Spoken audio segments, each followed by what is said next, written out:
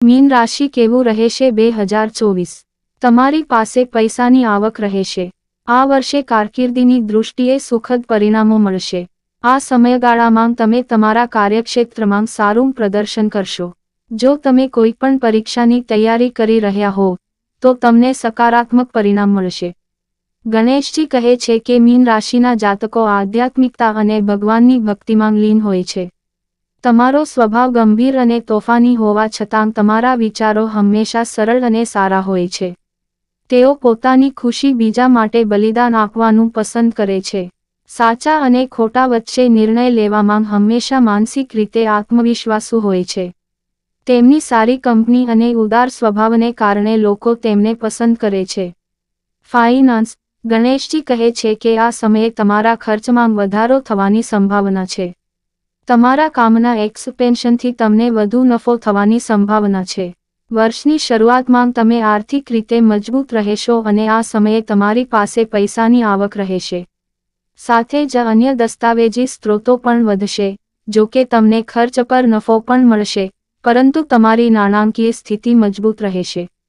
રાશિનો સ્વામી ગુરુ તમારા 12મા ભાવમાં રહેશે. આ દરમિયાન તમારો ખર્ચ વધી શકે છે. તમે આ સમય દરમિયાન જૂની લોન અથવા દેવું ચૂકવવામાં સફળ થઈ શકો છો. પ્રેમ અને લગ્ન. ગણેશજી કહે છે કે આ વર્ષે તમારા પરિવારના સભ્યોમાં એકતા રહેશે.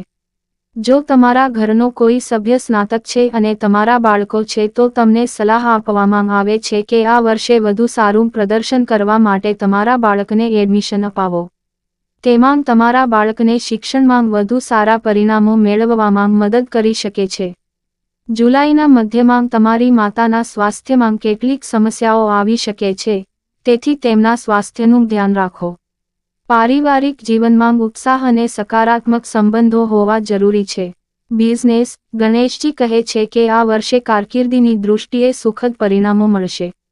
આ સમયગાળામાં તમે તમારા કાર્યક્ષેત્રમાં સારું પ્રદર્શન કરશો, જેના કારણે તમે આ વર્ષે સારી કારકિર્દી બનાવી શકશો. જો તમે આ વર્ષે નવો બિઝનેસ કરવાનું વિચારી રહ્યા છો તો તે એપ્રિલ મહિનામાં શરૂ કરવો જોઈએ, કારણ કે આ સમય દરમિયાન તમને સફળતા મળવાની સંભાવના વધારે છે. જાન્યુઆરીથી માર્ચ સુધી કોઈપણ પ્રોજેક્ટમાં નાણાંનું રોકાણ કરવાથી નિરાશા સાંપડી શકે છે, કારણ કે આ સમય દરમિયાન તમારે વ્યવસાયને જાળવવા માટે સખત મહેનત અને પડકારોનો સામનો કરવો પડી શકે છે. જો કે, તમારે તમારા વકીલો સાથે વધુ સારા સંબંધ રાખવાની જરૂર પડશે. શિક્ષણ. ગણેશજી કહે છે કે મીન રાશિના વિદ્યાર્થીઓ માટે આ વર્ષ ઘણું સારું રહેશે. જો તમે કોઈપણ પરીક્ષાની તૈયારી કરી રહ્યા હો તો તમને સકારાત્મક પરિણામ મળશે. આ વર્ષે કોઈ વડીલ વ્યક્તિની સલાહ અને માર્ગદર્શન પર ધ્યાન આપીને મહેનત કરવાથી જલ્દી જ સફળતા મળે તેવી સંભાવના છે. તમે સપ્ટેમ્બર 2023ની આસપાસ વધુ શિક્ષણ મેળવવા માટે વિદેશ જવાનું પ્લાનિંગ પણ કરી શકો છો. આરોગ્ય. ગણેશજી કહે છે કે વર્ષની શરૂઆતમાં તમે થોડા નબળા રહી શકો છો, તેથી તમારે તમારા સ્વાસ્થ્યનું ધ્યાન રાખવું પડશે. સ્વાસ્થ્યનું ધ્યાન રાખવાથી તમને સ્વાસ્થ્ય સંબંધિત સમસ્યાઓ નહીં થાય. આ સમયગાળા દરમિયાન તમને પેટ સંબંધિત કેટલીક સમસ્યાઓ થઈ શકે છે.